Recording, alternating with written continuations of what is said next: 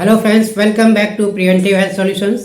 I am KP Singh, nutrition adviser on integrative dietetics. दोस्तों आइए आज हम बात करेंगे व्हाट इज़ वे प्रोटीन।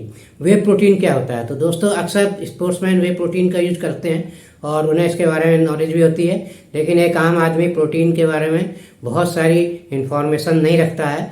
और अगर प्रोटीन की बात करें तो यहाँ पर नॉर्मली देखा जाए तो दो तरह के प्रोटीन मिलते हैं। एक तो नॉर्मल प्रोटीन होते हैं और दूसरे होते हैं वे प्रोटीन।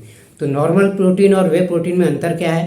तो देखा जाए तो दोस्तों नॉर्मल प्रोटीन अगर देखा जाए तो ये हमारे मतलब इसकी जो डाइजेस्टिबिलिटी होती है इसका रेट थोड़ा वे प्रोटीन से कम होता है।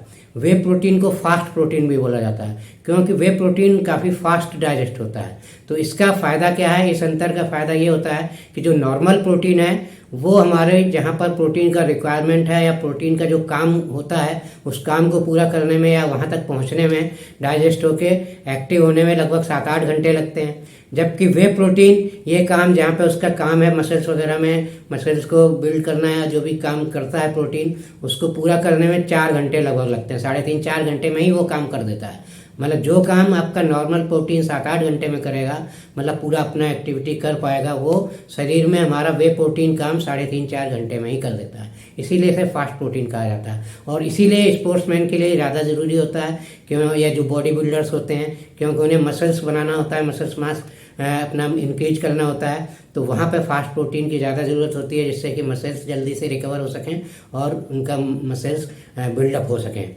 तो ये दोस्तों मेन अंतर है नॉर्मल प्रोटीन और वे प्रोटीन में। और देखा जाए तो वे प्रोटीन किस में पाया जाता है, तो वे प्रोटीन का सबसे अच्छा सोर्स तो है mother's milk.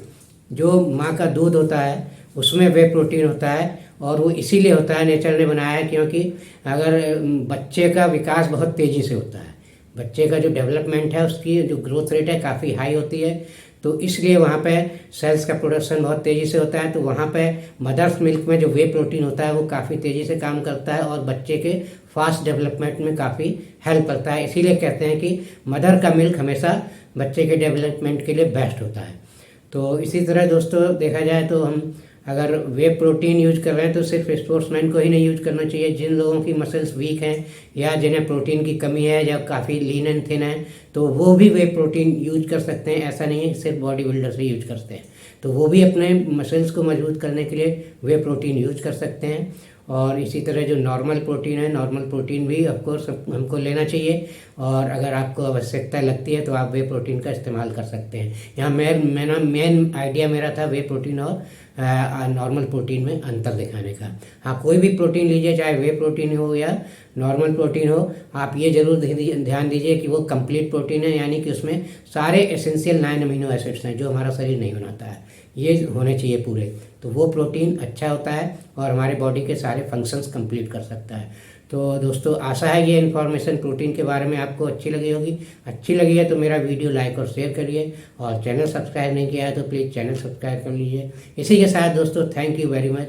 C you in next tip with some next video with some other health tip.